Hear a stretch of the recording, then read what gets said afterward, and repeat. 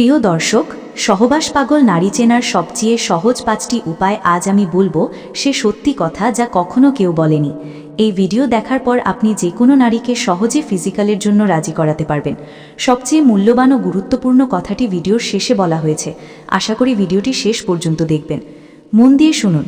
একজন নারী যখন সত্যি কোনো পুরুষকে ভালোবাসে এবং তার সাথে একান্তে সময় কাটাতে চায়, তার আচরণ একেবারেই বদলে যায়। হয়তো তুমি বুঝতেই পারো না।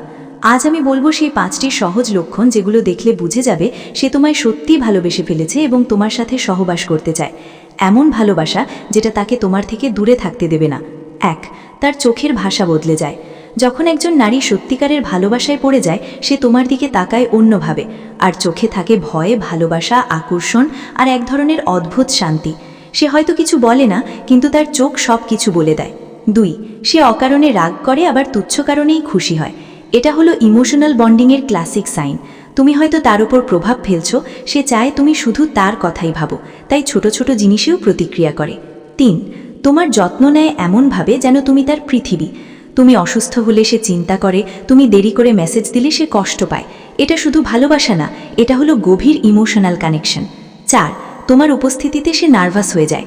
যখন কেউ সত্যিকারের কাউকে চায়, তখন তার শরীরের ভাষা তাকে প্রকাশ করে দেয়। 5.